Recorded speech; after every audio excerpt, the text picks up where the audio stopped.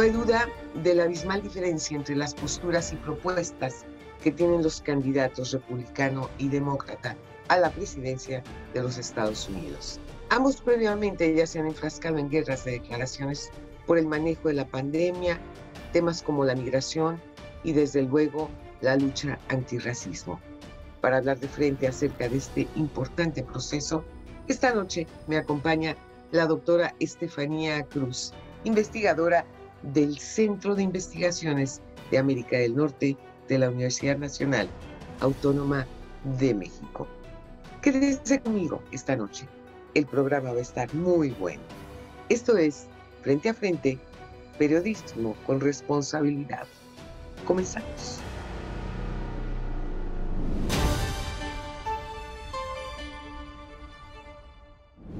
Me da muchísimo gusto recibirte, Estefanía, sobre todo para hablar de un tema que es de enorme interés, no nada más para los norteamericanos, por supuesto, para los mexicanos radicados en los Estados Unidos, sino desde luego para nuestro propio país, porque somos frontera con los Estados Unidos. Entonces, como dice por ahí el refrán popular, si en Estados Unidos le da gripa, en México nos da coronavirus. Así estamos en esta situación en donde en este momento pues se está llevando a cabo pues una serie de campañas, pero además las campañas en una circunstancia verdaderamente sui generis, en medio de una pandemia, en donde vemos eventos en que siguen llegando aquellos seguidores de los candidatos y andan en medio de la pandemia sin cubrebocas, sin distancia social, lo cual pues es altamente preocupante porque lo único que está pasando es que todos ellos se están exponiendo realmente a este virus que ha matado a tanta gente en el mundo. Pues sí, Estados Unidos está ante una de las elecciones más históricas. Tiene que decidir el rumbo que van a tomar como país y también el rumbo que quieren jugar en el mundo, sobre todo en esta contingencia que nos ha tocado a todos los países del mundo. Entonces, sí son unas elecciones que van a cambiar el rumbo histórico de Estados Unidos. Y bueno, sobre las estrategias que han seguido los candidatos, tienen mucho que ver con la pandemia. Por ejemplo, hay estados clave en los que los voluntarios que han ayudado a Donald Trump insisten en ir a tocar puerta a puerta para ir a conseguir el voto de las personas, mientras que las personas que son voluntarios para Joe Biden, para el Partido Demócrata, insisten en llamar por teléfono. Entonces ahí vemos las dos percepciones que los dos candidatos tienen sobre cómo llevar la campaña política. Pero además te voy a decir una cosa, aquí en este momento lo que yo estoy viendo es que realmente, y vamos, esta es la percepción después de platicar con muchas personas, es que Joe Biden no despunta, realmente no despunta, es decir, el que lleva la batuta en esta elección sin lugar a dudas es Donald Trump. ¿Por qué? Por su estilo, por su discurso, por su forma de presentarse, porque ciertamente el presidente Trump tiene un liderazgo innegable y tiene, claro, muchas cosas criticables, pero pues la economía, por ejemplo, iba estupendamente bien antes de la pandemia.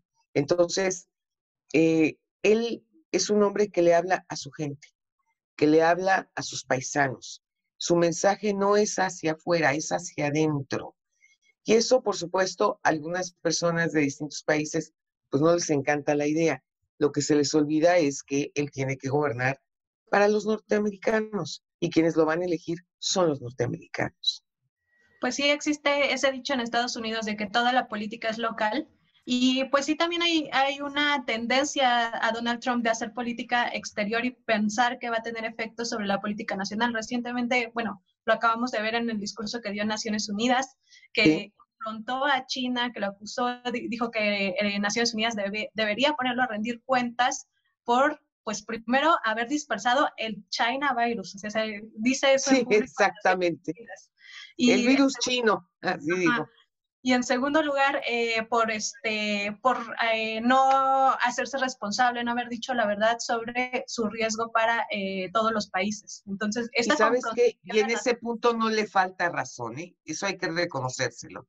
en ese punto no le falta razón, porque si tenía ese nivel de letalidad, pues ve nada más la cantidad de vidas que ha costado a nivel mundial, ¿no? Sí, pero esa es una pelota que se le regresa a Donald Trump, porque ahorita hay una investigación en el Senado en la que se les está llamando a comparecer sobre que el gobierno federal de Estados Unidos tenía información desde principios de año de la letalidad y del grave peligro que era el coronavirus para el país. Entonces, digamos que la misma actitud que él está tomando frente a Trump, pues sus oponentes podrían tomarlo frente a él, y es lo que vamos a ver en el debate.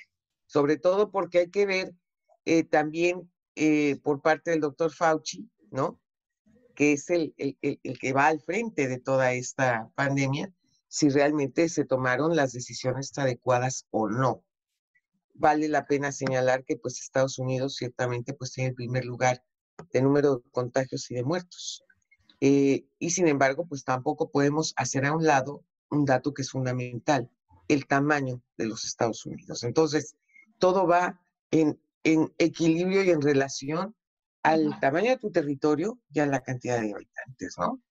Sí, pero tampoco tenemos que olvidar que Estados Unidos es un estado federal y es un estado muy descentralizado. Entonces, en realidad, las políticas de control Correcto.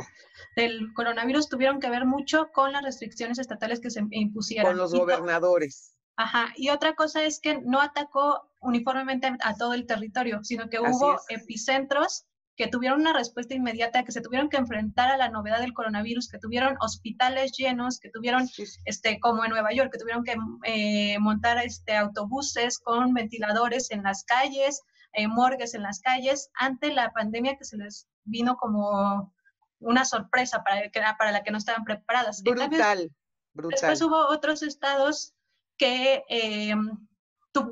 a los que les llegó la pandemia después, ¿no? Y que tuvieron más oportunidad de crear una estrategia para hacerle frente. Ahí tienes a Florida, por ejemplo. Sí, exactamente, Florida, que pues ha tenido altibajos en cómo ha manejado la pandemia, pero finalmente pues las restricciones se impusieron, aunque hubo una rápida reapertura que hace que haya rebrotes. Y bueno, lo mismo pasa en muchos estados de la frontera sur de Estados Unidos. ¿Cuál es tu perspectiva? ¿Cuál es tu punto de vista? ¿Tú quién crees que vaya a ganar, Biden o Donald Trump? Porque acuérdate que primero está el voto popular y luego después viene el colegio electoral. Entonces, sí, ellos son, el colegio electoral es quien determina quién es el presidente. Sí, lo interesante de esta elección es que no está cantada para ninguno de los candidatos. Aunque las encuestas digan que Joe Biden va arriba, tenemos que ver cómo va el voto en cada uno de los estados clave, que son los estados que van a tener mayor peso en la elección, debido a que, pues, dependiendo de la elección, se tienden a inclinar por uno o por otro partido. Entonces son estos estados, y en realidad son condados adentro de estos estados los que van a decidir quién es el próximo presidente de Estados Unidos. Bueno, generalmente son 5 estados, ¿no? Los que de alguna manera determinan quién va a ser el presidente de este país, ¿no? Sí, por eso hay un dicho en Estados Unidos de los que se oponen al colegio electoral. Vamos a ver qué presidente nos va a dar este año Florida, ¿no? Haciendo énfasis de que Florida siempre es un estado clave y siempre es de los últimos que llegan los resultados, que tardan más en contar los resultados, y el último que de una elección muy cerrada que da el resultado. Y además que tiene una cantidad enorme de votos electorales, es de los estados que tiene más votos electorales, que recordemos que pues son por el número de población que existe. Por supuesto.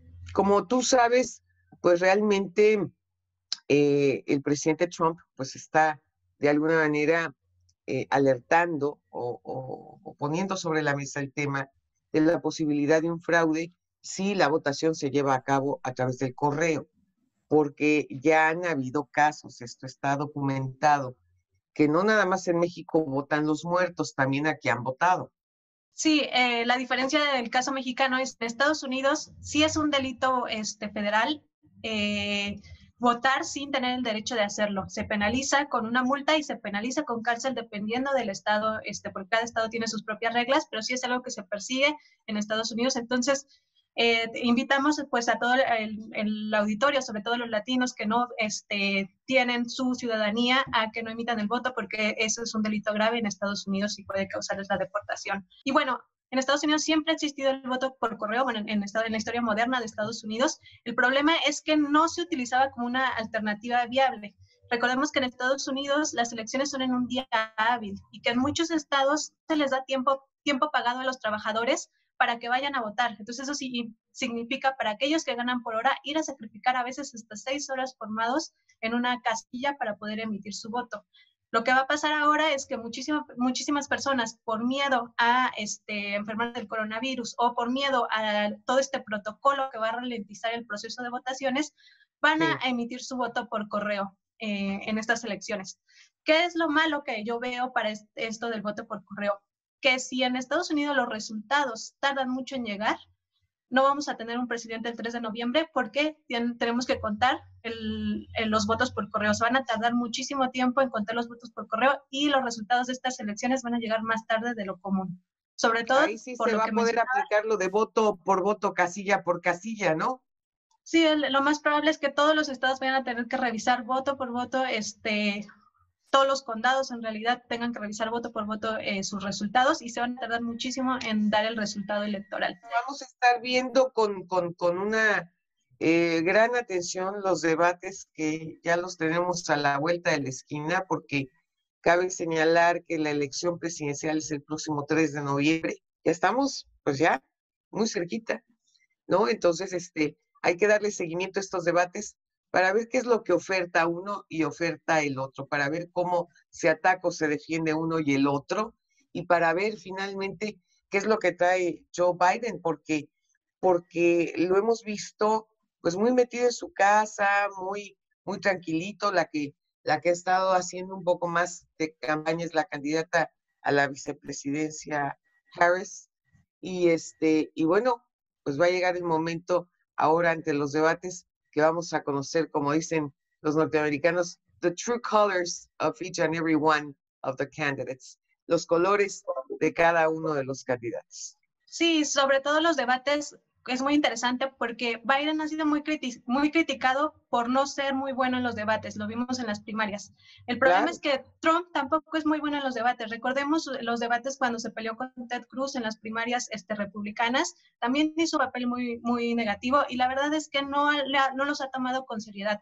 Trump llega muy sin experiencia a los debates que vamos a tener del Partido Demócrata, mientras que Biden ya tuvo 2 debates como vicepresidente y 11 en las elecciones primarias. Entonces, digamos, tiene un poquito más de entrenamiento. Podemos esperar que tenga una mejor respuesta y que pues le hable a todos esos votantes a los que no les ha hablado, incluyendo los latinos, por ejemplo, incluyendo los hombres afroamericanos, la clase trabajadora, que van a ser esos votantes, y la clase media, las mujeres de clase media, que van a ser esos votantes que podrían llevarlo a la presidencia.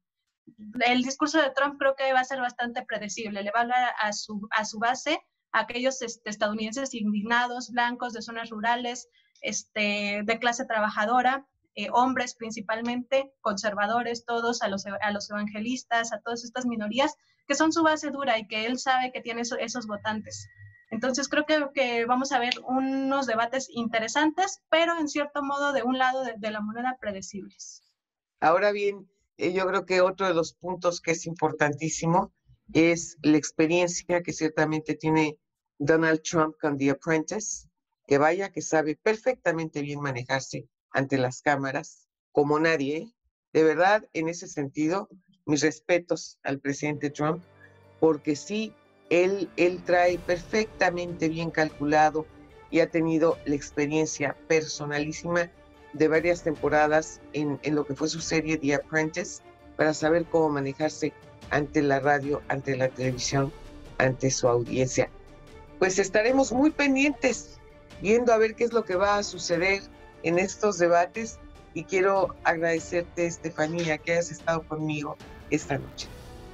No, pues muchísimas gracias a ti por la invitación, y estamos en unas elecciones atípicas en muchos sentidos, que pues van a centrar el rumbo de cómo van a ser las elecciones en el futuro, en este mundo post-pandemia. Así es, efectivamente. No se pierda nuestro próximo programa. México vive tiempos de cambio, tiempos de dar la cara, tiempos para hablar frente a frente. Muy buenas noches.